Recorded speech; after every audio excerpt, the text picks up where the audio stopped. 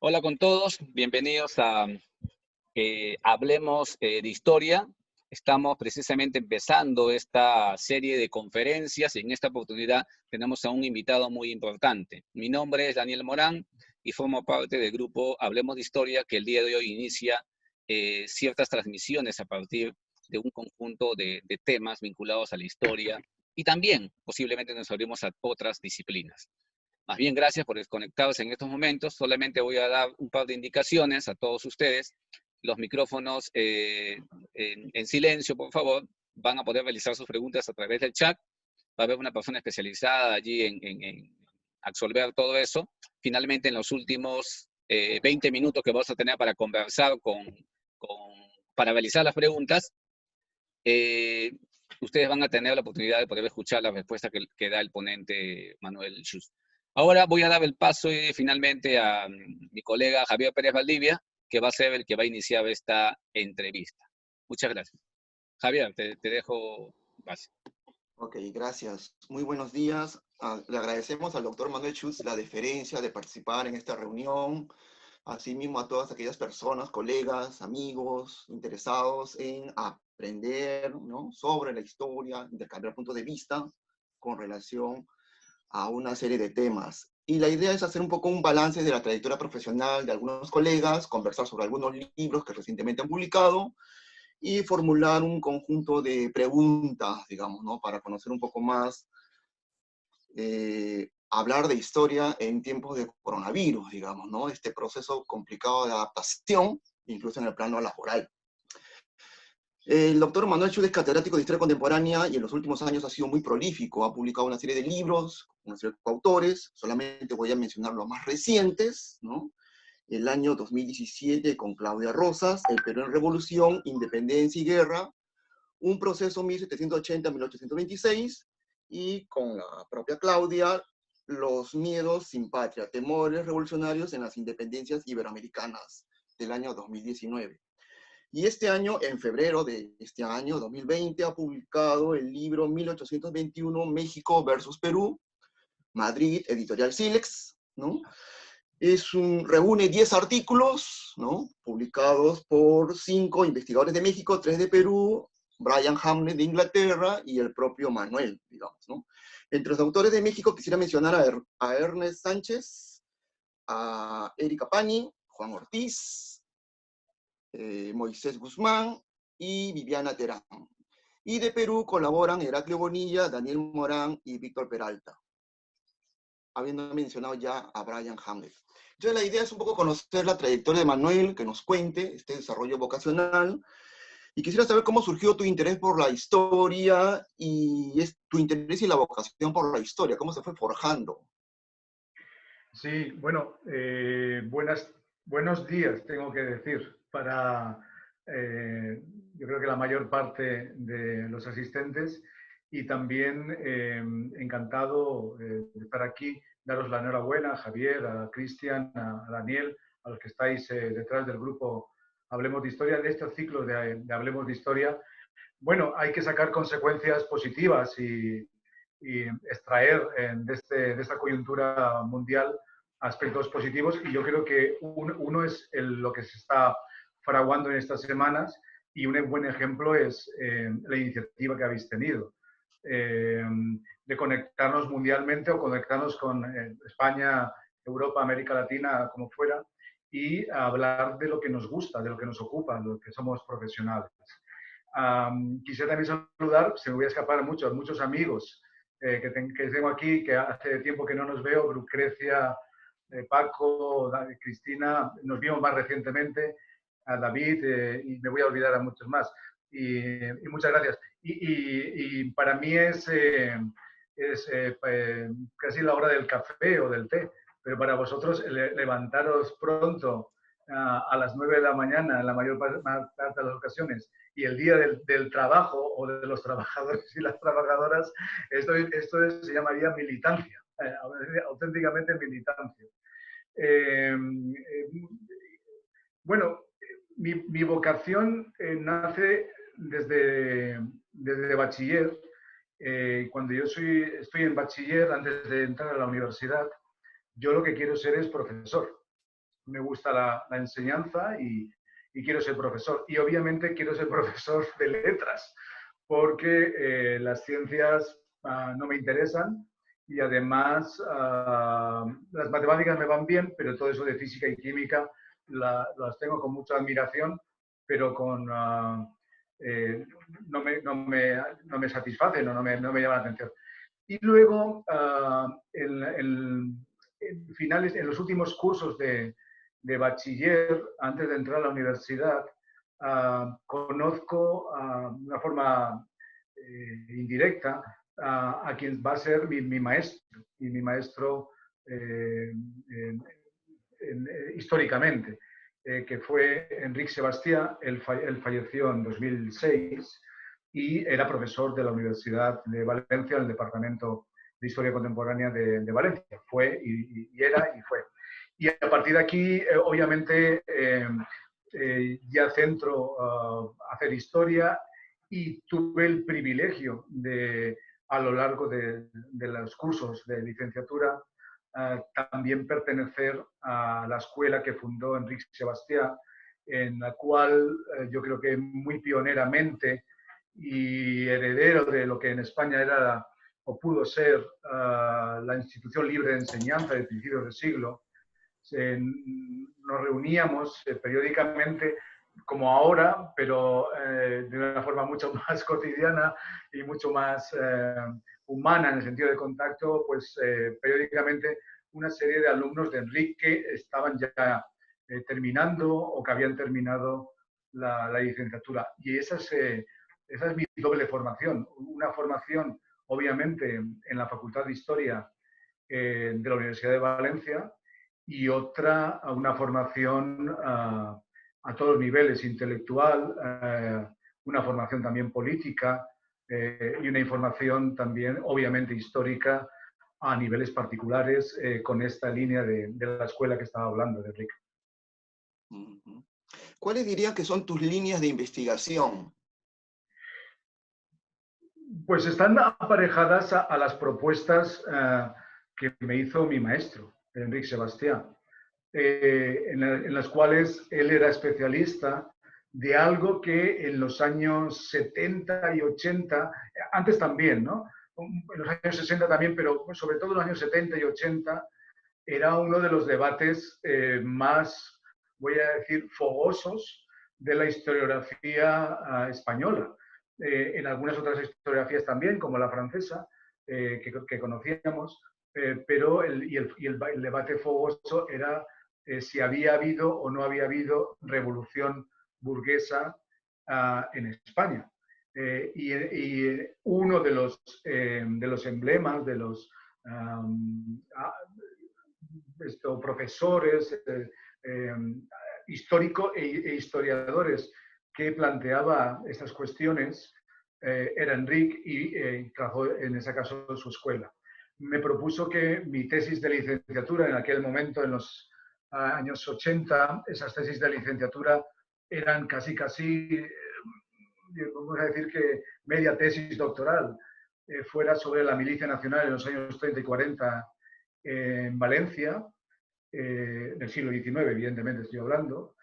Se culminó esto y luego me propuso lo que va a ser, lo que fue mi tesis doctoral, la cual obviamente me dirigió, y que evidentemente ha sido una de mis líneas de investigación y sigue siéndolo en este caso, y fue la importancia de América centrada en los debates de los diputados americanos, pero también de los diputados peninsulares en las Cortes de Cádiz. Enric Sebastià jamás viajó a América, jamás. Sin embargo, tenía una concepción y no pertenecía a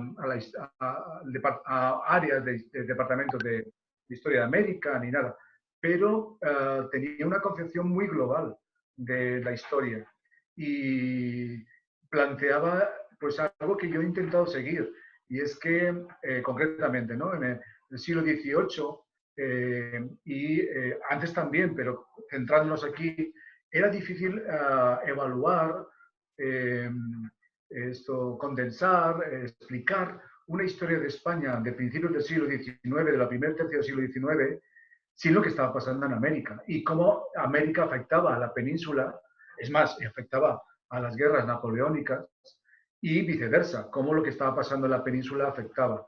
Y ahí fue el planteamiento. Yo me recuerdo, sin ser muy extensos, como año 87, recuerdo que fue el año 87 porque terminé mi tesis de licenciatura, me dijo, bueno, ahora tu tesis de doctoral. Y yo dije, vale, de acuerdo, fantástico, me pongo a ello.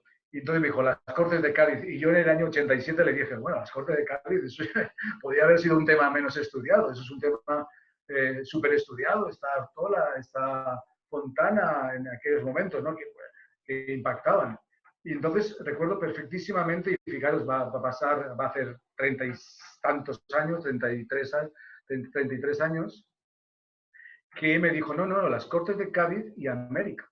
Y me quedé estupefacto y este fue el planteamiento. Luego entré a estudiar historia de América, porque en realidad nosotros teníamos una historia de Estados Unidos y una historia de América Latina, pero nuestra licenciatura, en este caso en las universidades, en los departamentos que no se estudiaba historia de América como tal licenciatura, pues bueno, la historia de América era una cosa muy, muy colateral, ¿no? Entonces, en realidad lo que pasó es que esos años me dediqué a estudiar historia de América y entré con ese tema.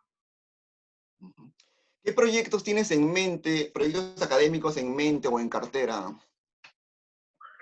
Bueno, en estos momentos, uno que tengo paralizado, porque en los últimos años, y no contemplo el año 19, en los últimos años lo que más me ha interesado es recuperar un viejo tema para mí, como fue la primera vez que llegué a México, en el año 93, entrar con toda la problemática de discusión, evidentemente muy teórica, sobre los modos de producción en América Latina y toda la debate, porque esto tenía un sentido y era plantear, que lo he seguido manteniendo, esta línea de investigación, dilucidar, ver qué supusieron las independencias en América Latina.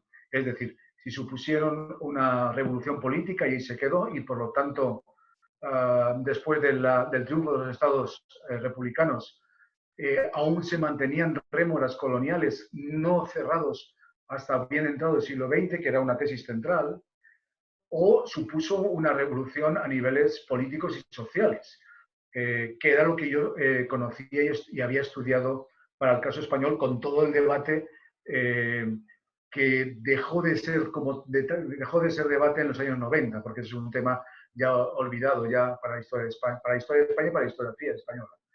En ese sentido, y entonces publiqué una serie de artículos acerca de toda esa reflexión que intenté rescatar hace unos años, en un contexto mucho más amplio, es decir, en un contexto de la Guerra Fría y cómo esa Guerra Fría afectó a distintas historiografías, francesa, española, distintas historiografías de América Latina, en cuestiones de estudio de las revoluciones. No sé si me explico o no. Es decir, cómo la llegada y la irrupción potente e interesante de las ciencias sociales, a distintas disciplinas como la sociología o no, esta discusión ideológica política fue irremediable que afectaran a una determinada concepción de la revolución, así, sin apellidos. Claro, le dio una sobrecarga política, ¿no? Totalmente, pero hay que encuadrar, yo creo que hay que encuadrarla, ¿no? Hay que contextualizarla en aquel momento. En los años 50, 60, 70, 80, y ya sabemos que en los 90 fue todo lo contrario, ¿no? El anuncio y después la alfombra roja que pusieron algunos y algunas historiadoras a lo del término del fin de la historia, ¿no? En este caso. Pero bueno, eso es otro tema, así que lo dejamos apuntado. pero sí, sí, no, pero lo que más me gusta es rescatar ahí cómo se fraguaron los conceptos de revolución atlántica, por ejemplo, y cómo se fraguaron los conceptos de revolución y de independencia, en qué contexto y por qué. Por ejemplo, evidentemente me estoy refiriendo a Palmer y Baudeschot, cuál fue esa alianza, frente a quién estaban dialogando, o el planteamiento de John Lynch y por qué en los años 70. ¿No? Esa arqueología de la historiografía, muy apegada a las revoluciones liberales, burguesas, como queráis, y luego la búsqueda de vías alternativas, eso es lo que me está interesando en los últimos años, ponerlos en valor y ponerlos en contextualización. Y me interesa mucho, entre otras cosas, y creo que tenemos un público joven, historiadores que se están formando o recién graduados o en sus tesis de maestría, porque me parece que hay que rescatar para de alguna forma ilustrar, luego los colegas que hagan lo que quieran, ¿no? Los estudiantes y los jóvenes historiadores que hagan lo que quieran. Pero cuando se manejan esos conceptos, perdón, cuando se manejan esas categorías, revolución atlántica, revolución de independencia, emancipación en vez de independencia, al menos que se sepa qué se está utilizando. ¿Cuál es el origen histórico de eso? ¿Cuál fue el origen historiográfico? ¿Y qué quiere decir? Evidentemente, el contexto ya es otro. Me refiero, evidentemente, político, ideológico e historiográfico. Claro, ahí ya un poco como que nos cruzamos con la historia conceptual y las mutaciones de los conceptos, digamos, ¿no? Sí, y con todos los respetos. Y la obra que arrancó Javier Fernández Sebastián es monumental. O sea, yo creo que la palabra hay que calificarla y es monumental. Y ha revolucionado y ha rescatado, ¿no?, todo el planteamiento de la historia conceptual. Pero no me refiero a la historia conceptual en este caso. Me refiero a no sé si el concepto, porque lo estoy pensando ahora, es historiar, humanizar más algo árido que nunca nos gustó a nosotros ni aprenderlo, ni recibirlo, y no sé si explicarlo, como la historiografía. Yo creo que hay que bucear en el contexto de esos historiadores, la mayor parte de historiadores y otras historiadoras, y en ese contexto, que luego fueron tesis claves y tesis fundamentales desde los años 50 hasta ahora, me refiero en el amplio contexto de debate de las revoluciones de independencia, por centrar la cuestión. Yo lo decía para evitar anacronismos, ¿no? Que esa vez es un riesgo, ¿no?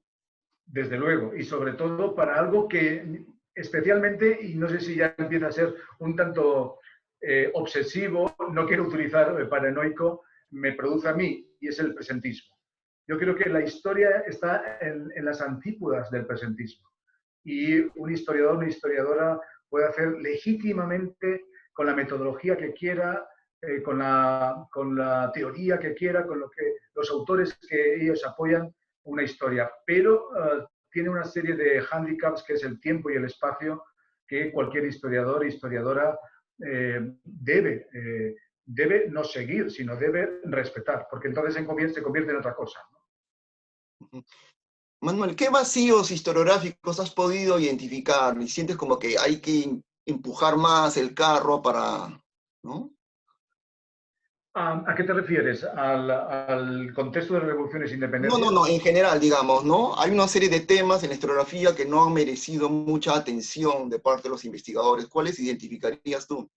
Bueno, yo creo que desde los años, yo diría 80 o 90, bueno, evidentemente en los años 60, 70 con la historia económica, con la historia social, la llegada, la irrupción de la antropología unos años antes, etcétera, etcétera. Pero no me refiero a eso, sino me refiero en los años 80, 90 ha habido desde una renovación muy interesante de la historiografía. Algunas podemos discrepar, en otras ocasiones podemos saludar, en la mayor parte de las ocasiones podemos ver que me quedo estupefacto hasta la variedad de los temas. Ahí los campeones, y lo digo sin ningún tipo de crítica, sino incluso de admiración, siguen siendo los franceses, que se sacan historias o temas de historia de cosas que a veces nos parecíamos casi impensables, ¿no? Pero yo creo que se ha cubierto grandes vacíos. Me refiero a la historia la vida privada, luego cómo la historia de género, la historia de las mujeres, por llamar algunos aspectos centrados que ya se han convertido en líneas de investigación mucho más allá, ¿no? No lo sé, tendría que pensar, pero esos vacíos historiográficos yo creo que había que ver en función de los grandes temas. Evidentemente, seguro que los habrá, pero en función de los grandes temas. Pero concretamente... Con relación a la guerra de independencia, por ejemplo. Sí, no, pero sí, y abordo esto. Pero uno de los grandes vacíos historiográficos que creo que se ha llenado muy satisfactoriamente, o se sigue llenando satisfactoriamente en la historiografía española, y evidentemente lo que voy a decir está abierto a discusión, es justamente relacionar en aquellos años, siglos, en donde la monarquía española tenía otros territorios más allá de los peninsulares, los americanos, africanos e incluso filipinos, relacionar ese contexto. Como estaba diciendo, a finales de los 80, y para el tema que te estaba aludiendo, que investigué yo, pero yo me refiero en general, había una totalmente frontera, un vacío entre aquellos historiadores de la Edad Moderna, siglo XVI, XVII, XVIII, y los historiadores de la Edad Contemporánea, o de la historia contemporánea, siglo XIX y XX, que hacían historia de España. Era muy difícil que los temas que abordaran los conectaran con alguna parte de la historia de América Latina. Eso era muy difícil. Y además, como no sé si conocíais la estructura, o sigáis conociendo la estructura universitaria en española, en donde estamos encuadrados en historia, en áreas dentro de la historia, en áreas en todas las disciplinas, pero en historia están los que estudiamos, los que estamos encuadrados en historia contemporánea o historia moderna, y luego hay colegas que están en historia de América. Pero entonces yo creo que ahí se produjo un vacío, me parece muy importante, y era a la vez que se intentaba investigar y estudiar historia de España, que se conectara con América. Y los que estudiaban historia de América, que no olvidaran de la península. Yo creo que por eso, en ese caso, viendo los grandes congresos, los congresos de historia contemporánea, a colegas que han viajado, ya tienen relaciones con los colegas latinoamericanos, poniendo un poco el oído y la vista en lo que se está trabajando. Ahora me parece que eso ya no pasa desapercibido, pero además es difícil de que pase desapercibido. Siempre hay una preocupación o una exculpación, diciendo, bueno, estudio historia de España, pero yo de América Latina no sé nada. Bueno, por lo menos está ahí América Latina presente, diciendo, sería una asignatura a deber y sabemos que hay que relacionarlo.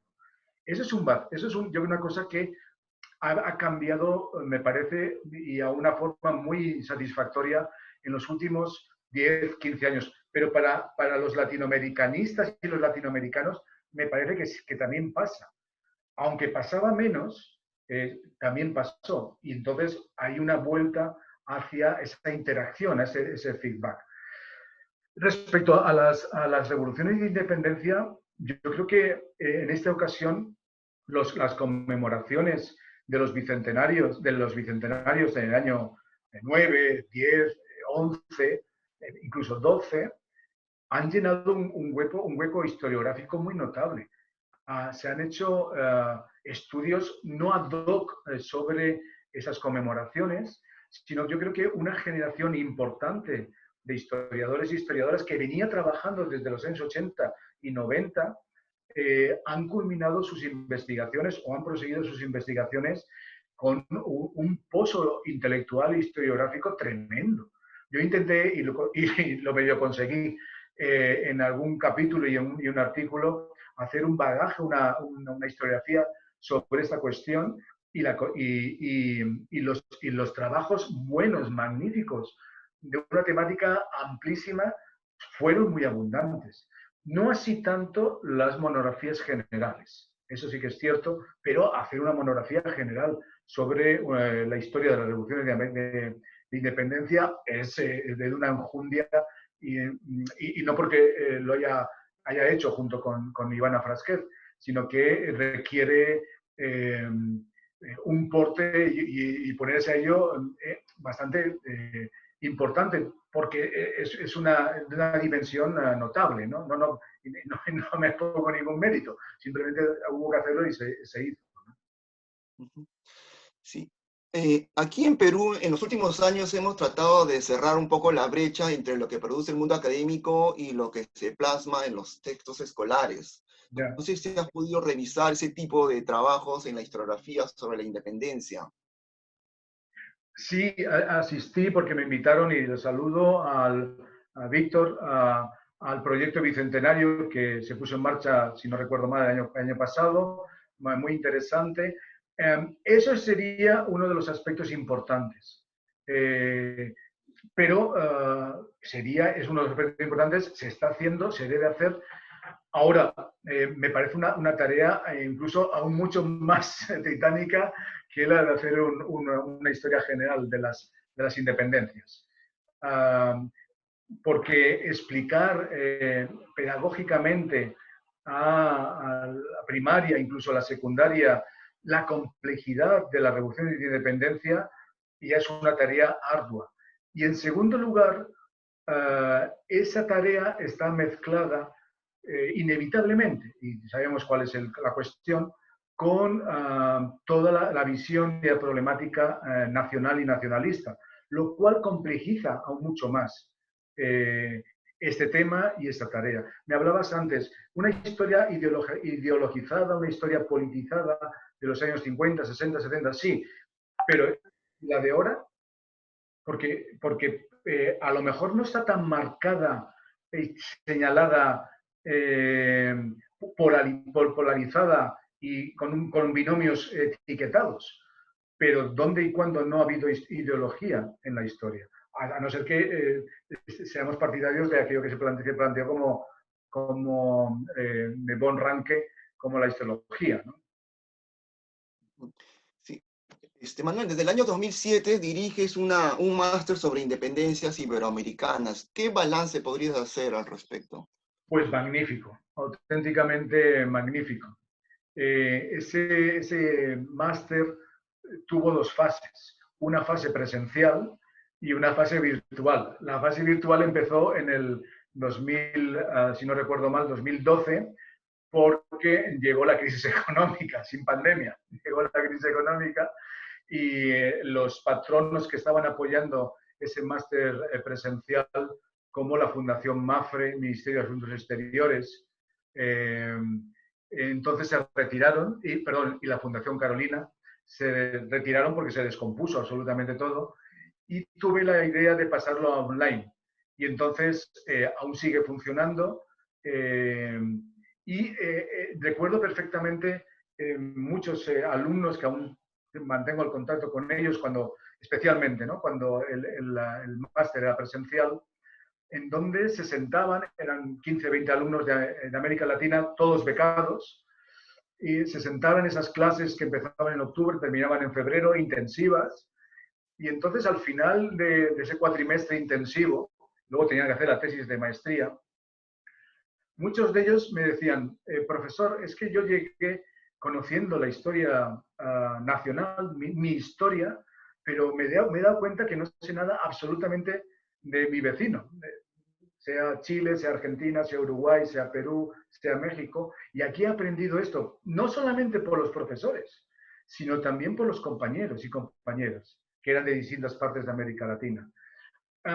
Y luego también yo creo que esa nómina magnífica de profesores que aún se mantienen en el máster online fue provocadora, y entonces intentaba desestabilizar los elementos concebidos, propuestos que venían con los estudiantes. Incluso recuerdo una alumna magnífica me decía, bueno, profesor, ¿y ahora cómo vuelvo yo a mi país y enseño historia de las independencias? Dijo, bueno, ese es el reto, ¿no? Ese es el reto, es mover aspectos que creemos inamovibles, porque a lo mejor lo hemos interiorizado mucho y te hacen pensar con otras miradas no solamente espaciales, sino también otras miradas interpretativas. En una introducción que hiciste con Claudia, que lleva por título Una independencia sin adjetivos, quisiera que explicaras el sentido, ¿no?, que le das y contrario al sentido, digamos, ¿cuáles serían los sustantivos, no? Bueno, esa es una introducción que me parece que fue más que una introducción. Una introducción polémica, digamos. No, no, no sí, pero me refiero que lo discutimos mucho con Claudia, discutimos en el sentido de que lo hablamos y lo repasamos y lo pensamos, pero no queríamos que, porque a veces los capítulos de introducción uno lo lee y piensa que van a presentar, que son presentaciones de la obra, ¿no? Nosotros queríamos, en aquel, no sé si lo conseguimos, entrar al debate interpretativo, ¿no?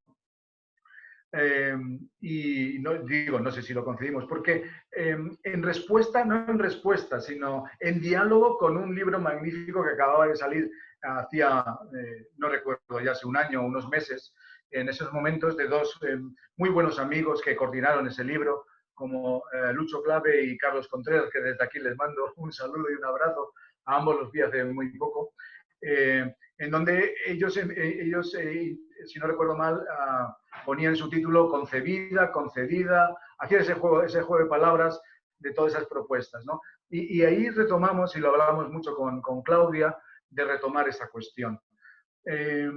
Y nos costó, no nos costó entrar en el debate, sino nos costó el clarificar en esta cuestión. Yo creo que ese artículo, una de las cosas que por lo menos yo descubrí, o sea, ambos descubrimos, porque estuvimos hablando mucho, era y luego no he podido comentarlo con Heraclio, específicamente, era el famosísimo y nombradísimo, y se volverá a nombrar este año, el año que viene, y no sé cuántos. 50 años, el artículo. El capítulo, concretamente de Heraclio Bonilla y de Karen Spalding, ¿no? Yo hace mucho tiempo que lo había leído y no sé si os pasa a vosotros y a vosotras que estamos aquí, y es que cuando lees una cosa en un momento determinado y luego la dejas reposar y la lees en otro contexto, quizá en otro contexto de más madurez o buscando otras cosas o con otros ojos, resulta que a veces en ese artículo, en ese libro que vas a buscarlo, no encuentras lo que pensabas que decía el autor o la autora. Y en segundo lugar, a veces encuentras otras cosas que no decía. Cuando leímos, y lo hablamos mucho, Claudia y yo, cuando leímos a Heraclio Bonilla, y es injusto, y a Karen Spalding, ese artículo, coincidimos en que lo que estaba planteando era, en general, las tesis de John Lynch. Es decir, no quiero decir que se ajustara o que asumiera las tesis de John Lynch sobre el neoimperialismo, las reformas borbónicas y todo esto, sino que lo que planteaba Bonilla y Spalding era que la independencia del Perú era fundamentalmente por reformas borbónicas y luego una serie de consecuencias y de particularidades. Sin embargo, es curioso cómo eso en las respuestas y hasta hoy no emergió. Además, Heraclio y Karen fueron muy, creo que astutos, porque si no recordamos mal, la primera versión de este capítulo fue en el libro que además se rodearon de Hobsbawm, Pierre Vilar, Sony, y claro, yo creo que en un intento, no lo he hablado con Heraclio, por eso digo, yo creo que nuestra interpretación era en un intento de contextualizar la independencia del Perú a una forma mucho más global. O sea, intentar sacarla de esa visión nacionalista. Ahora, contamos las palabras de independencia concedida, o en este caso, y son poquísimas. Lo que pasa es que tuvo una repercusión tan colosal que impresionantemente para mí o para nosotros aún llega en este caso. Entonces, yo creo que se puede volver a replantear esta cuestión. Pero no me parece que los elementos centrales ya a estas alturas, con tantos investigadores e investigadoras peruanistas, tan magníficos, una historiografía tan potente, vuelvan no a repetir esas claves, sino que yo creo que hay que abrirse a nuevas interpretaciones. Evidentemente, una de ellas, que también está en ese estudio, es la potente y la interesante historiografía regional, que hay que contemplarla, y que ahora se puede contemplar y se puede asumir, por mencionar una.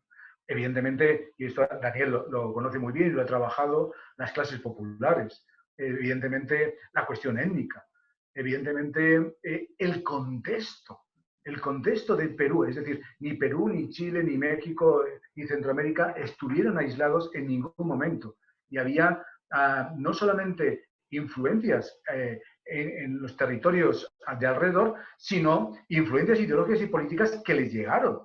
Y no me refiero, evidentemente, eso es una cuestión ya pasada, a cuestiones francesas o inglesas, me refiero a la cuestión del 12, que fueron interpretadas, que fueron superadas, o que fueron combatidas, o que fueron asimiladas.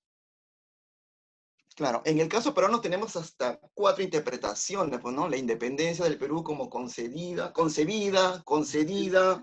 por coerción, como señala Timotiana, sí, y controlada, como postula Carmen McEvoy y Gustavo Montoya. Sí. Ahora, esta diversidad de denominaciones revela la dificultad de aprender, ¿no? La experiencia histórica, ¿no? Así es. Y antes que se me olvide, porque si no, Ascensión me va a reñir un poco el magnífico libro que coordinó Ascensión, en este caso que era Concebida, ¿no? Concebida. Sí. Que, también hace recientemente, no recuerdo, 2 o 3 años, ¿no? Sí.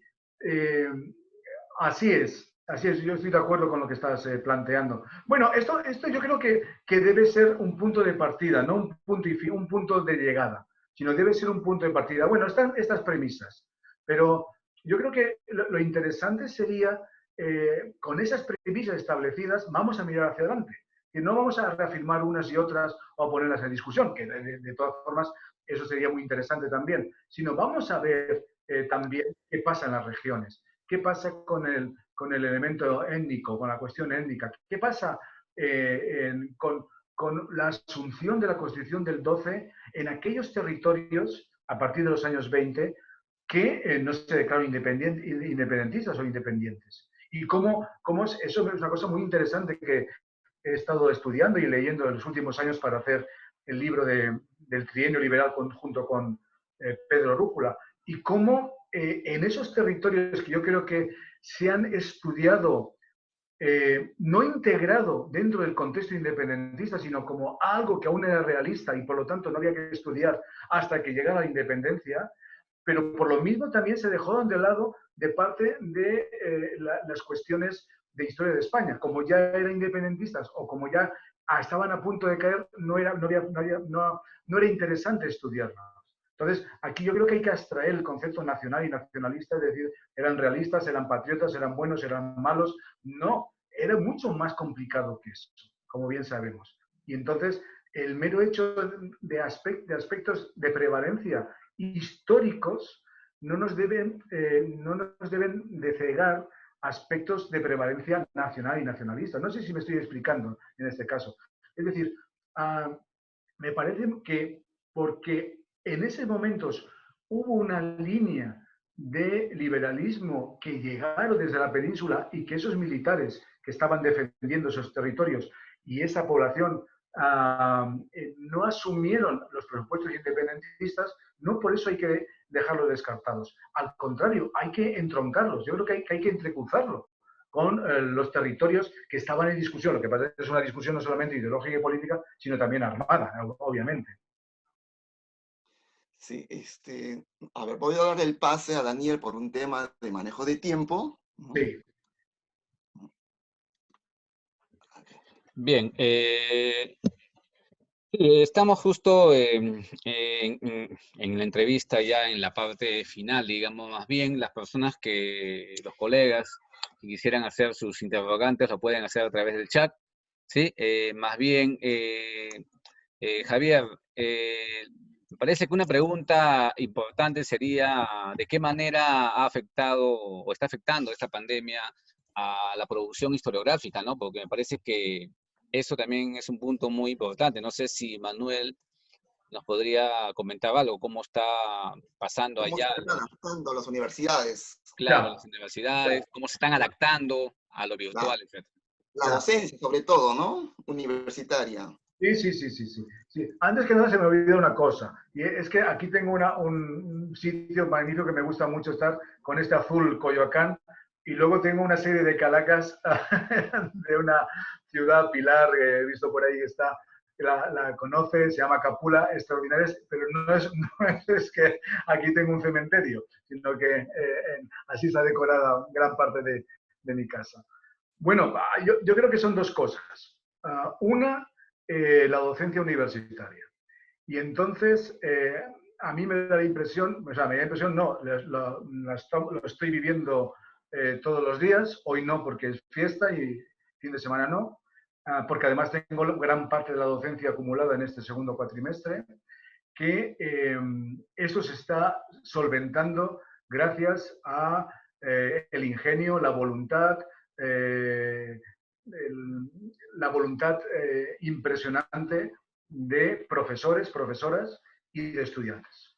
Eh, en general, y hablo por mi universidad, que tiene una larga trayectoria tecnológica, perdón, telemática y de tecnología online, en general, yo creo que casi nadie está preparado para esto, en muchos planos y en menos en la docencia virtual, a no ser que fuera en la universidad a distancia como la UNED o la UOC en Cataluña, que son ya evidentemente virtuales. Eh, pero se está solventando de la mejor forma posible y en el caso de historia, en el caso de letras, pues yo creo que mejor, como bien sabemos, que en otras disciplinas o en otras áreas, con un gran profesionalismo y con una gran voluntad y con una gran entereza y dedicación de los profesores y de las profesoras. Y aunque suene mal, lo tengo que decir, porque estoy seguro que compañeros míos, todos vosotros estáis contestando emails los fines de semana, preparando PowerPoints los fines de semana y un largo etcétera que por otra parte siempre hemos hecho, pero que ahora más. Ahora la dedicación es mucho más. Pero en segundo lugar, y no sé si por ahí venía la pregunta, también Daniel, me da la impresión de que esto está sirviendo, y esto es un ejemplo, para utilizar recursos que los teníamos aquí, pero que a nadie se le ocurría. No se le ocurría porque es mucho, mucho más directo, mucho más humano, mucho más humanístico, mucho más social reunirnos personalmente. Y además mucho más agradable en el sentido de tomar un café o lo que fuera, ¿no? En este caso. Y ver a los amigos, ver a los colegas, escuchar y tal. Pero ahora se están creando líneas que me imagino que se van a quedar. No porque la pandemia no se va a pasar así como así el año 20, sino porque son instrumentos, me parece, como este, muy adecuado para mantenerse. Esperemos que se combinen y que no sean unilaterales, simplemente ya todo virtual. Esperemos que se combinen por el bien del humanismo y de las relaciones evidentemente humanas y sociales.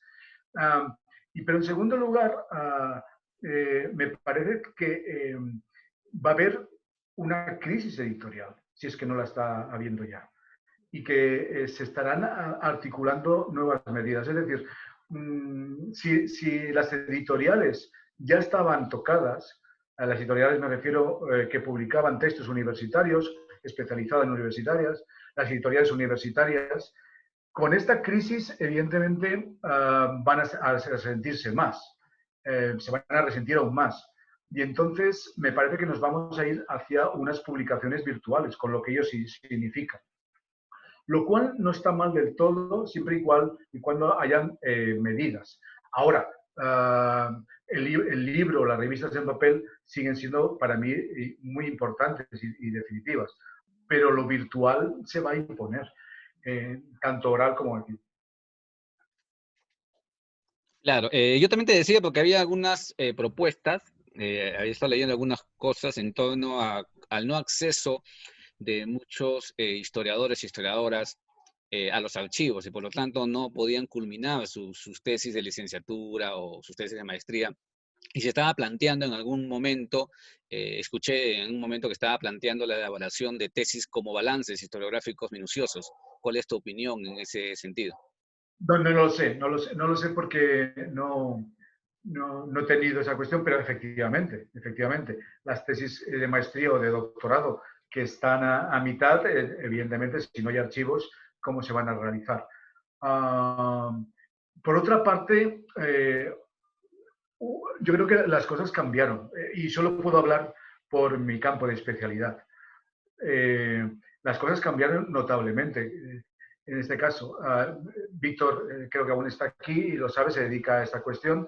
Afortunadamente, en los bicentenarios de los años, de principios de los años del siglo XXI, y los bicentenarios de los años 8 a 12, se digitalizaron muchas fuentes, muchísimas, unas cosas impensables. Incluso cosas impensables que están colgadas y uno no lo sabe si no recurre. Esto yo creo que, indagando lo que tú estás planteando antes, ha revolucionado el campo también de las fuentes en la cuestión de las revoluciones y de independencia. Evidentemente, quedan muchos archivos que jamás se digitalizarán por cuestiones económicas o por cuestiones de interés, pero ahí se avanzó notablemente. Hay otra cuestión, y que no lo has mencionado, pero sí que creo que está en el contexto. ¿Qué pasa con aquellos alumnos, no necesariamente universitarios, que no tienen acceso a un ordenador y que no tienen acceso a un Internet? Claro, ahí sí que hay un problema. En esos casos no me refiero solamente a historia, sino volviendo un poco a educación secundaria y educación universitaria. No es que la primaria no me interese, pero yo creo que hay más tiempo para recuperar. ¿Qué pasa con esos alumnos y alumnas? Bueno, ahí hay un problema. Y evidentemente, hoy venía en el país, en España, un problema que se está gestando efectivamente en áreas que aún se mantienen rurales, como por ejemplo Galicia. Pero que conocemos áreas y estados, en este caso en Perú o en México o en Centroamérica o en cualquier parte, hay evidentemente una distancia y un déficit de muchos alumnos y alumnas que no tienen acceso a Internet en sus casas o que simplemente no tienen un ordenador o que ese ordenador es muy antiguo y que no pueden conectarse a estas cuestiones. Ahí la brecha educacional y la brecha universitaria o se ponen en remedios o aún va a ser más notable. Y además es preocupante, obviamente. Gracias, Manuel. Más bien, Javier, si tienes una última pregunta para después pasar a las preguntas que están haciendo en el chat. Para pasar con pasa a las preguntas del chat, ¿no? Ya, ok, gracias. Damos el pase a Cristian. Cristian, para que realice las preguntas del chat, un favor.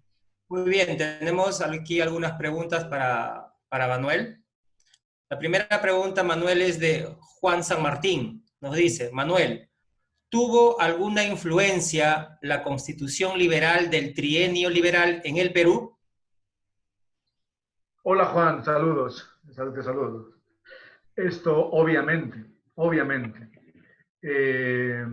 Ahora decía en el libro que he sacado con Pedro Rújula, me pasé los últimos años leyendo, desgraciadamente, ¿no? Evidentemente, y no era el plan, no era el objetivo, no investigando, yo creo que leyendo historiografía y bibliografía de hace mucho tiempo que había leído y retomando, ¿no?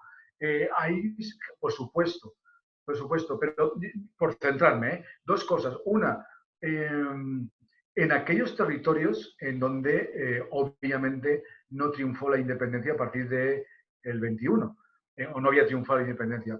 Pero en segundo lugar, para aquellos territorios donde empezó a triunfar la independencia, a pesar de que algunos autores, como por ejemplo Nuria Sala, lo ha mencionado, es interesante ver ese diálogo ideológico y político entre la propuesta que recordemos que ya estuvo vigente en el Perú, con Abascal y con todo su autoritarismo y con todo su militarismo y con lo que sea en el 10-14, esa propuesta y evidentemente con los diputados, he visto que Juan, y te doy la enhorabuena, que retomas ahí un viejo tema, o no tan viejo, de los diputados del Perú en las Cortes del 10-14, en una conferencia, no sé si la voy a poder ver, pero sí en grabar, en toda esa propuesta, que es un bagaje de un liberalismo que no creo que fuera español, si con eso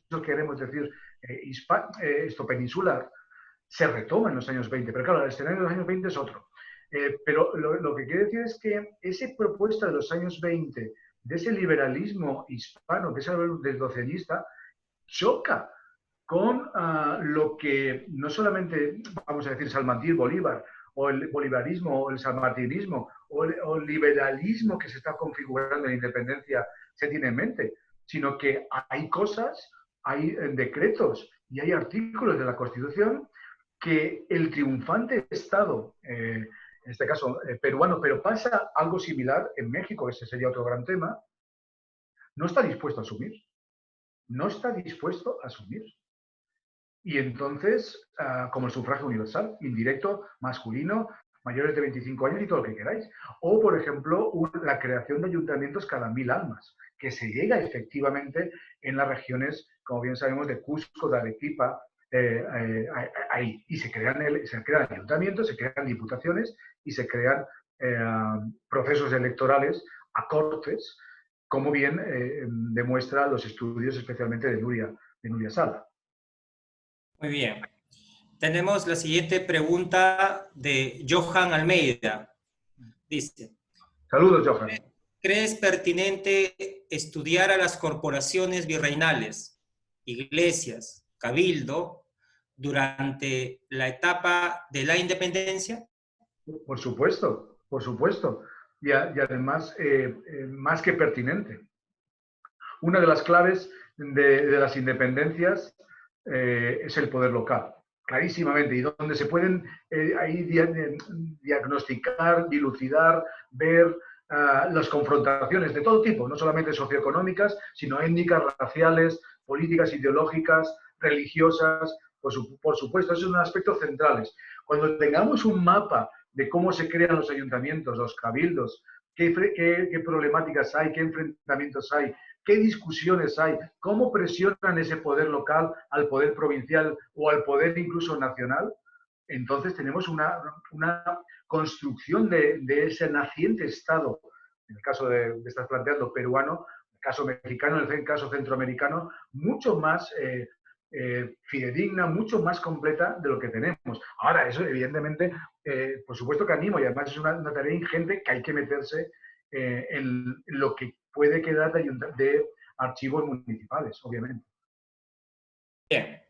Bueno, la siguiente pregunta, si no aparece el nombre, solamente está el de su celular, desde Galaxy A10, nos dice lo siguiente: ¿cómo se manifiesta la época de la independencia en el hombre latinoamericano actual? O sea, ¿cómo percibe esa independencia? Así es. Bueno, ahí recuperamos un poco la charla creo que me preguntaba Daniel. Yo creo, o sea, no creo, sino que sigue habiendo una frontera notable cada vez menos, entre la educación primaria y esta renovación historiográfica potente que llega 20, 30 años hacia atrás, ¿no? Pero yo lo comprendo también perfectamente. ¿Cómo explicar a los niños algo tan central, tan fundacional, que se ha explicado durante 200 años para inventarse, y lo digo en el término de Hobsbawm, la nación? Pero también lo podía hablar para el caso español o para el caso catalán. Es más complicado, más complicado, lo más conflictivo, ¿no? Más conflictivo por el momento en el que estamos viviendo. Pero esto es una cuestión titánica y difícil. Es decir, es mucho más fácil explicar malos y buenos, un binomio blanco y negro y un largo etcétera. Pero demoler esos aspectos tan centrales, tan nacionales y tan nacionalistas, es una tarea, me parece que titánica. Y por otra parte, una tarea que perfectamente escuchado, visto y comprendido, que a veces es peligrosa. Porque cuando no, y hemos visto en los últimos 200 años, para todas las naciones y para todos los estados nacionales, no solamente América Latina, sino también, obviamente, europeos. Por ejemplo, se podrían poner muchos ejemplos, cómo se ha utilizado y político e ideológicamente de una forma muy sectaria, muy sectaria. Es decir, quien puede criticar la creación o el surgimiento de una nación, entonces el apelativo que puede lanzar rápidamente es antipatriota o pongamos la nacionalidad, anti-español, anti-portugués, por no poner otras nacionalidades, anti lo que sea. Y entonces a uno ya diciendo, bueno, le da, diciendo, no estamos discutiendo las identidades, que eso es otra cosa. Estamos discutiendo si en el siglo XIX especialmente, y en el siglo XX, pero especialmente en el siglo XIX, se inventa la nación. Se inventa la nación porque se inventa la simbología de la nación, se inventan las características que puedan tener una nación por las razones que sabemos, porque sean singulares y frente a otras. Estos alumnos, y termino, estos alumnos míos de maestría me decían, no, es que nosotros no sabemos muy bien las historias nacionales, pero no sabemos la historia de América Latina, son las independencias. Obviamente, porque lo que se enseña es la historia nacional, pero no me interesa la historia de otros países. Y entonces uno piensa que las historias nacionales son historias singulares.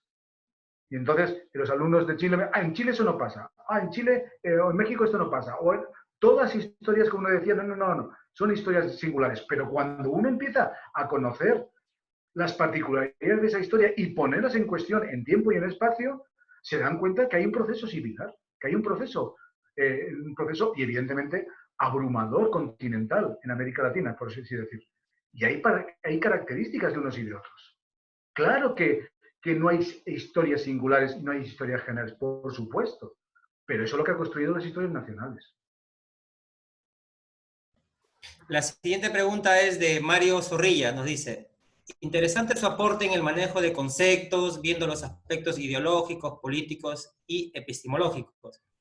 La pregunta es, ¿qué postura se asume si es independencia o la emancipación y si esta significó o no la emancipación de la masa indígena?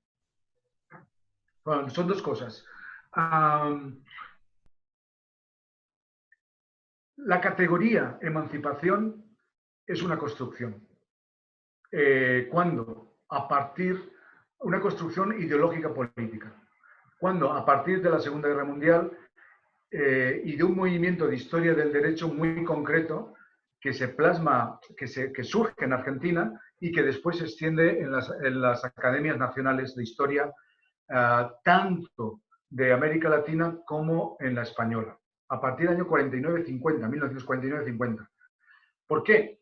Porque mientras que en la documentación a lo largo del siglo XIX se maneja indistintamente independencia y emancipación, a partir de la propuesta de las Indias no eran colonias, las Indias no son colonias, de Ricardo Levene, decano de la Facultad de Derecho de la Universidad de Buenos Aires y después presidente de la Academia Nacional de Historia de Argentina y después presidente de todas las academias de historia hispanas.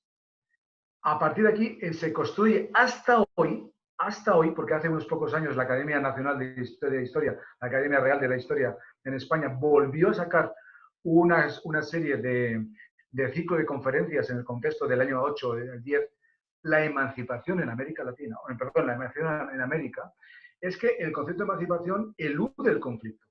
Y entonces ahí lo pusieron muy bien diciendo cómo era un ejemplo de aquel hijo o hija que llegaba a la mayoría de edad y se emancipaba de la casa de la madre patria española, y se iba. Pero no porque hubiera un conflicto con la madre, y un conflicto sangrante y violento y armado, sino porque uno había alcanzado su madurez. Y por lo tanto, si había habido una riña, esa había que olvidarla porque lo que quedaban eran las raíces hispanas, la civilización y una cristiana y un algo, etcétera. Había una serie de conexiones. Y esto no fue gratuito. Lo que evidentemente está conectado con la segunda parte de la pregunta que me haces.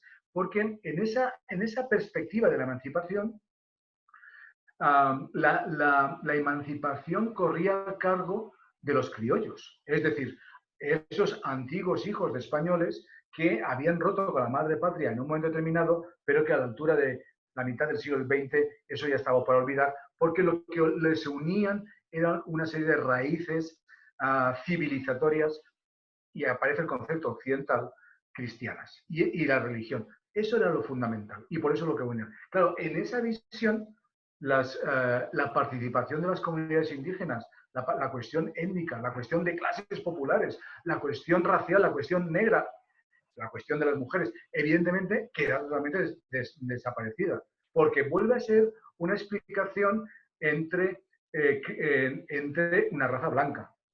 Si por blanco pueden ser los peninsulares, en este caso, entre peninsulares y criollos, que esa es una explicación tradicional gestada desde el siglo XIX. Es una ruptura entre realistas y criollos, entre peninsulares y criollos. Mientras que, y el resto de americanos no participan y no entran.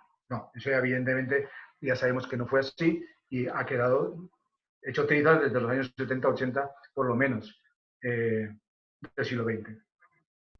Bien. La siguiente pregunta es de Marisa Bazán. Marisa. ¿Qué tal? Saludos, Marisa.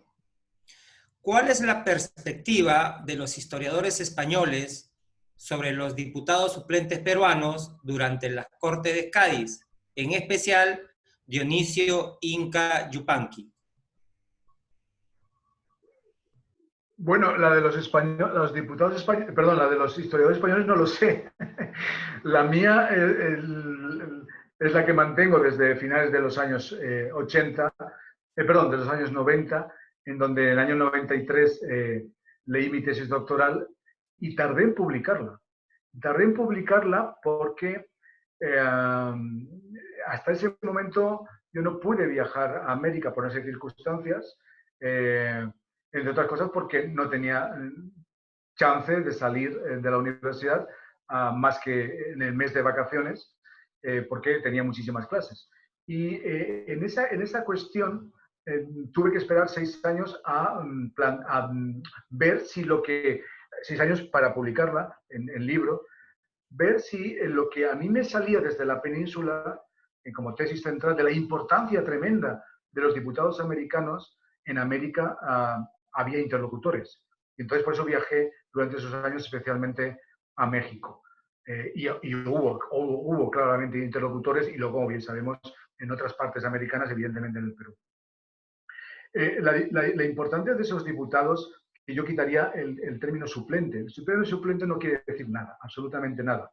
Simplemente que, evidentemente, como sabemos, no fueron elegidos en esos territorios, pero tampoco fueron elegidos en territorios peninsulares. Por ejemplo, ni más ni menos, Agustín Argüelles, el líder de los diputados liberales peninsulares, era un diputado suplente por Asturias. Pero, ¿y qué tiene eso que ver? Absolutamente nada, ¿no? Porque tenían todos los derechos. Pero ahí se reunieron una serie de diputados que yo animaría a retomarlos. A retomar los de las Cortes en Cádiz, perdón, en San Fernando, luego en Cádiz y luego en Madrid del periodo 10-14, y los diputados, obviamente, que quedaban muchos menos en el año 2021, a partir del 21, en el año 22 prácticamente todos se van, incluidos los novohispanos que ya se llaman ellos mexicanos. Y Inca, ¿qué voy a decir? Yo cuando leí en el diario del Señor de Cortes el famoso discurso, y tiene otros, de Inca Yupanqui, me quedé anonadado, me quedé petrificado, me quedé impresionadísimo. Pero yo creo que aún no nos damos cuenta, 200 años después, de lo que pudo impactar ese discurso en aquella asamblea. La voz de un representante que se autodefinía no como español o peruano, no, sino como inca. ¿Quién era ese personaje? ¿Quién era esa persona? Esos discursos, evidentemente impregnados de nacionalismo, en este caso español, que estaba construyendo ni más ni menos que en la gestación del parlamentarismo y del constitucionalismo hispano, a alguien que se reclamaba étnicamente. Y alguien que en ese discurso y en más luchó por los derechos de los indígenas, no solamente del Perú, sino de los indígenas en general americanos. Me he invitado también a una intervención el domingo con un tema específico, y era la propuesta, y que es la propuesta anticolonial de los diputados americanos en las Cortes de Cádiz. Ahí hay que ver. O sea, el liberalismo americano, el liberalismo propuesto por los diputados americanos en Cádiz y en los años 20, no solamente es una cosa de construcción, es una cosa antiguo régimen. Lo que pasa es que ese antiguo régimen es el colonial. Y entonces, claro, cuando yo me encontré en la propuesta de abolición de la encomienda, propuesta de abolición de la mitad, propuesta de abolición de los repartos, propuesta de abolición del tráfico de esclavos, entre otros, propuesta de abolición de las matrículas de mar, y decían, no, en América. O cuando había propuestas de abolición de los señoríos en la península, los americanos levantaban la mano y decían, no, y en América también. Y cualquier decreto en la península, también en América. Es decir, es que quedaba muy claro, y se sigue quedando claro si se leen esos discursos, en que era impensable en 1810, 1811, 1812, pensar en unas propuestas legislativas y constitucionales que abarcaran unos territorios y no abarcaran los otros. Eso fue la grandiosidad de aquellas cortes, de aquellos diputados. Bueno, por no extenderme mucho más. ¿Y aquellos diputados qué hacían en España? Porque estaban entremezclados. O aquellos diputados que cruzaron el Pacífico, el Atlántico, o que cruzaron toda América y luego se embarcaron en el Pacífico, a una España que quizá cuando llegaban, estaba totalmente perdida, como pasó prácticamente menos en Cádiz. Es decir, ahí hubo algo más que el mero hecho de gestarse, es decir, de una valentía, de un arrojo tremendo. Lo que pasa es que muchas veces esas consideraciones no las ponemos en práctica, o no nos situamos, pero hay que darle valor a los discursos, a esos diputados, a esos hombres, como en el contexto, a esos hombres y a esas mujeres, no como diputados, sino también a las que asistían a las Cortes. Como espectadores, me refiero. Bien, Manuel, tenemos una complementación al concepto que había dado del doctor Francisco Quirós. Dice, Manuel, el concepto de emancipación parte de los textos de Vizcardo en el siglo XVIII, separación del hijo por madurez, y así lo usa Bartolomé Herrera en 1846, a la historiografía conservadora peruana, abro paréntesis, Vargas Ugarte, etc. Esa manera de complementación a lo que estabas... Muchas gracias, sí. Evidentemente es lo que estaba planteando y gracias por el apoyo. Ahí se van suavizando y evidentemente explota después, en los años 50, con una línea marcada de conexión entre conexión que viene por parte de la historia del derecho especialmente, y de la historia indiana, con la historiografía española, que recordemos cómo estaba totalmente dividida. Unas exiliados, otros reprimidos, otros desgraciadamente muertos. Y lo que quedaba, esa historiografía, era una historia del año 49, 50, 51 en España, era una historiografía falangista, era una historiografía nacional católica. Y una historiografía en parte sorprendente, porque si se repasa las actas que el primer congreso de historia hispana que estuvo dedicada a las independencias con el título de emancipación, si se repasan los asistentes, ahí están todos los asistentes de todas las academias de Hispanoamérica, encontramos a un jovencísimo, un asistente jovencísimo, Miguel Artola. O sea, en el año 49 y luego se publica en el año 53, Miguel Artola, que aún vive, debe tener 90 y tantos años, ya asistió a ese congreso, pero prácticamente no interviene.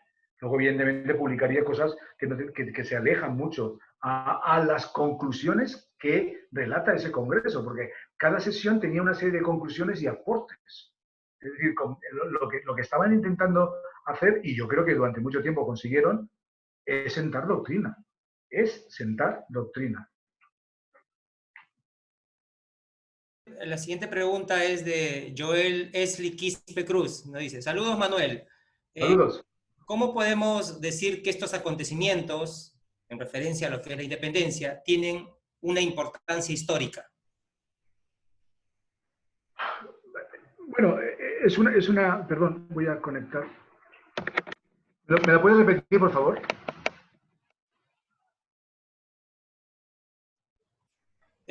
¿Cómo podemos decir que estos acontecimientos, es decir, la independencia, tienen su importancia histórica? ¿Cómo podemos decir, o sea, cómo podemos poner, me imagino que en valor esa importancia? Claro, a eso creo que a eso se refiere. Vamos a ver, hay un problema en general en el tránsito del antiguo régimen a los Estados-naciones.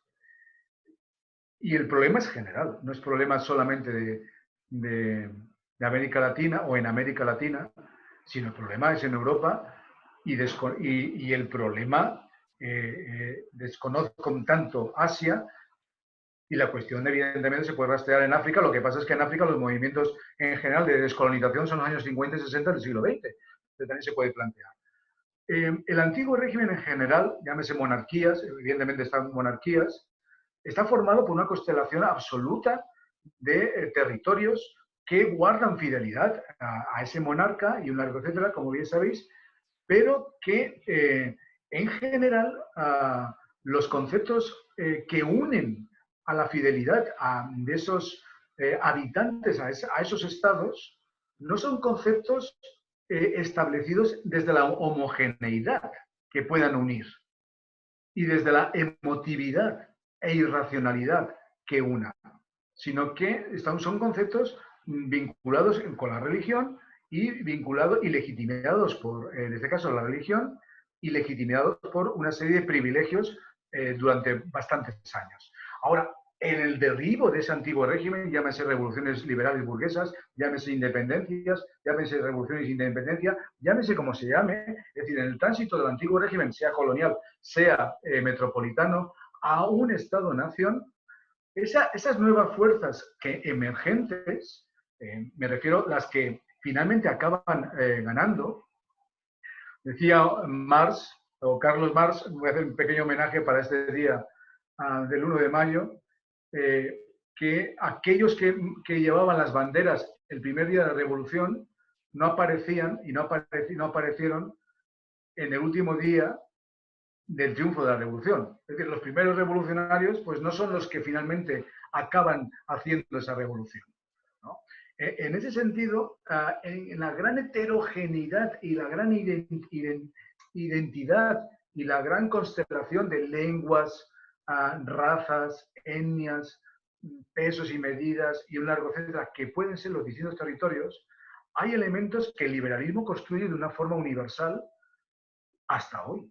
Y lo construye de una forma tan impresionante, y no es que esté admirado con eso, sino que hay que guardar esos respetos para que triunfen frente a algo que ha tenido 1000 años, como el antiguo régimen en Europa o en las distintas sociedades en América Latina y luego 300 años de antiguo régimen en América Latina. Esa potencialidad crea un vocabulario tan impresionante y tan universal que triunfará hasta hoy. Y evidentemente sabemos, ya no solamente las máximas de la Revolución Francesa y antes de la independencia de Estados Unidos, como libertad, igualdad, etcétera, etcétera, y una cuestión de estos. Entonces, ese nacionalismo que se gesta también crea su propia historia, porque es fundamental que los nuevos partícipes de esa nación sepan cuál es su propia historia. Y entonces, en ese sentido, las historias nacionales son una invención. Uno se tiene que inventar que la nación mexicana surge en un nopal con un águila mordiendo una serpiente. Uno se tiene que inventar, hay que idealizar algo que no se tiene.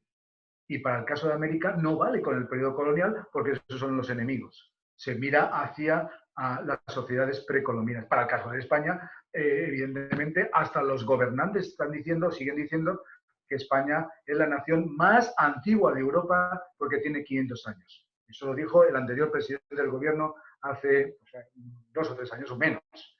O Jordi Pujol dice que Cataluña ya tiene 1000 años.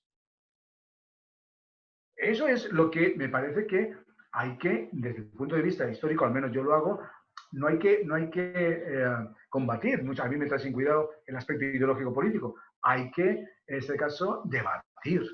No, la nación no puede tener 1000 años porque la crea el Estado. Y evidentemente, eso es otro tipo de discusión y debate. Como bien sabemos, la escuela francesa o la escuela alemana. Para mí, en este caso, y esa interpretación, la nación la crea el Estado, con una serie de aspectos centrales como el ejército, la educación, la religión, el aspecto jurídico, etcétera, etcétera. Otra cosa es la identidad que había previamente a ese Estado y cómo se amalgama. Y las citas son extensísimas, ¿no? En este caso, Mazzini, hemos creado Italia, ahora hace falta crear a los italianos. Efectivamente, efectivamente. Y por lo tanto, ese triunfo del Estado-Nación tiene una fecha determinada, tiene un momento determinado. Y si eso es así, tiene un surgimiento. Y si eso es así, tiene una serie de invenciones. Lo que sucede es que, como bien sabemos, muchos de esos símbolos y de esos aspectos centrales luego son no solamente legitimizados por el Estado, sino también secularizados. Seguramente en todos los estados del mundo hay el Código Penal pena las ofensas a la bandera, en mayor o en menor penas. Todos. Entonces, el Estado se refuerza en aquello que se construyó en un momento determinado. Y las ofensas a la bandera, como bien sabéis, es cualquiera. Entonces, o el gritar lo que fuera contra el himno nacional o lo que fuera. Más otra serie de actitudes. Es decir, el Estado se refuerza, se crea una coraza de defensa. Y una coraza difícil, porque el recurso es difícil, es rápido. No, tú eres un mal peruano o un mal español o un mal, con lo cual, excluyente además.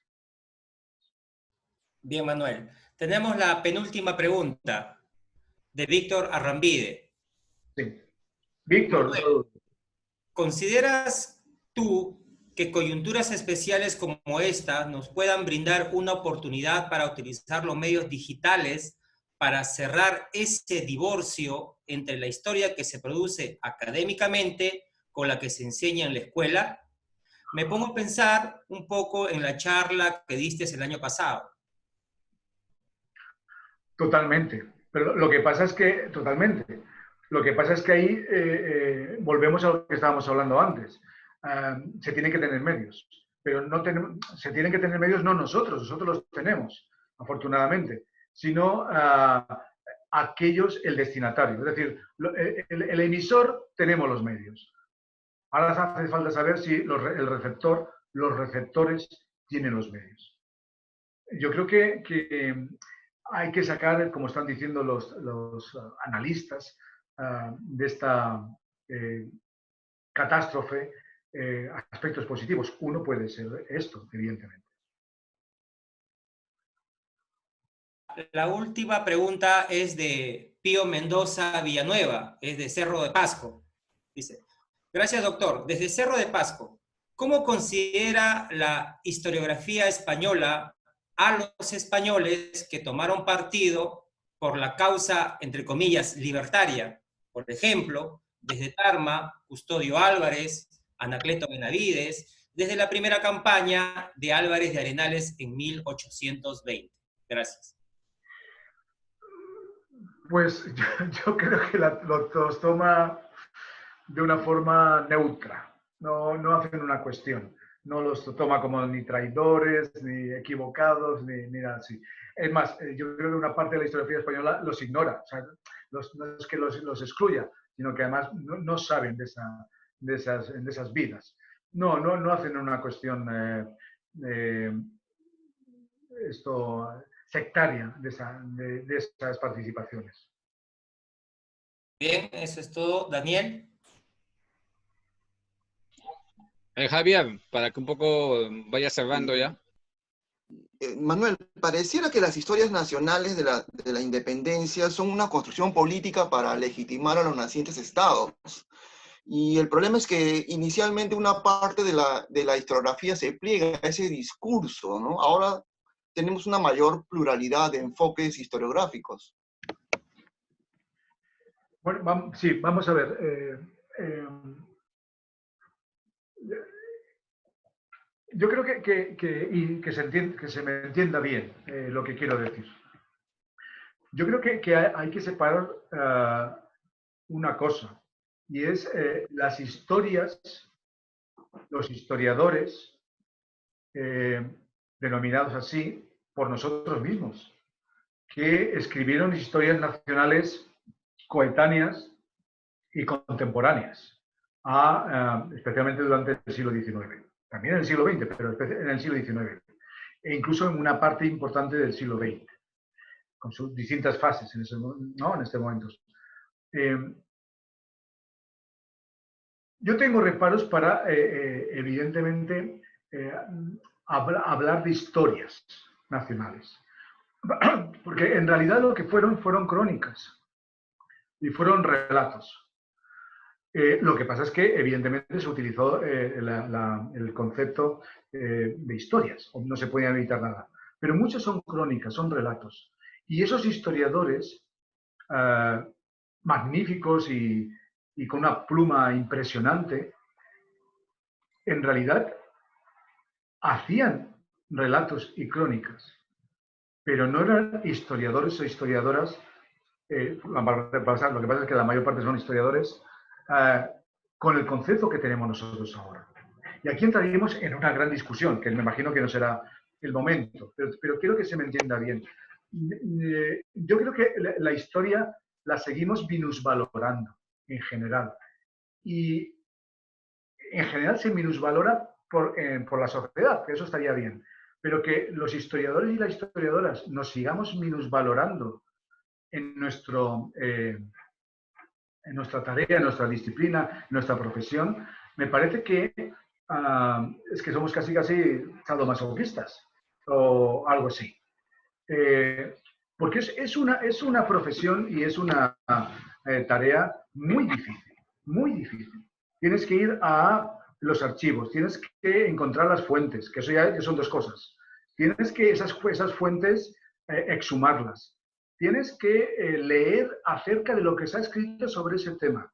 Tienes que extractar y deducir de las fuentes y de lo que tú sabes que se ha escrito sobre ese tema y lo que no se ha escrito, toda una propuesta y una puesta en práctica, es decir, una tesis. Y luego, evidentemente, tienes que someterte a crítica. Esto es muy importante y muy difícil, auténticamente muy difícil. Y en ese sentido, yo creo que hay un antes y un después. La historia profesionalizada, la historia universitaria, es decir, la historia que se aprende como un oficio, y un oficio muy duro en los centros universitarios, y aquellos que se dedican como afición a la historia. Y eso es un antes y un después. Es decir, lo que sería la historia profesional, pero no me acaba de gustar el aspecto, y esos relatos. Entonces, claro que podemos ver que cuando los historiadores y historiadoras profesionalmente han tomado ese tema tan complejo como la independencia, han salido otros estudios. Evidentemente porque han vivido en otras disciplinas, en otras corrientes historiográficas de los años 60, 70, obviamente, y se han formado de otras formas, han salido otros estudios, han contemplado otros aspectos. Y además no necesariamente encaminados a legitimizar el poder o a legitimizar al Estado, en este caso. No sé si me comprende. Es decir, yo creo y digo que tendríamos que estar... Uno puede escribir un libro, pero no creo que por eso sea un literato. Y alguien puede escribir una historia. Y me cuesta pensar que por eso es un historiador. Los historiadores y las historiadoras, escriban o no escriban, enseñen o no enseñen, saben lo que cuesta formarse como historiadores. Y esas herramientas, ese bagaje, ese defender una propuesta, ese someterse a un jurado, a un examen, lo faculta la enseñanza universitaria. Y no me estoy refiriendo a que se haga una carrera de historia y uno tenga un título de historia y diga yo soy historiador. No me estoy refiriendo a eso. Me estoy refiriendo a que así como alguien osaría diciendo que porque ha recetado algo o, no sé, ha extraído una muela, es un dentista, o es un médico, quien se aficiona a la historia, quien se aproxima a la historia, pero no tiene las herramientas formativas de un historiador o de una historiadora que granjea la universidad,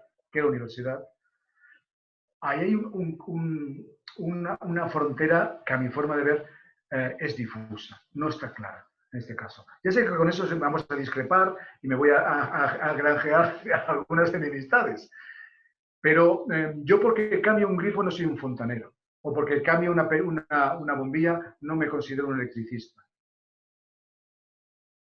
El oficio de historiador, de historiadora, es muy difícil, muy difícil. Y a esa complejidad es a la que me remito. Evidentemente, la historia está abierta a recibir contribuciones, evidentemente. Pero hay un antes y un después. Bien. Bien, Manuel, gracias. Bien, gracias a todos los que están participando en esta entrevista a través del Zoom. Gracias, Manuel. Te comprometo desde ahora a un debate con otros historiadores, ya que estamos ahora todos estamos en el mundo virtual. Más bien, gracias por todos tus aportes y será hasta una próxima oportunidad.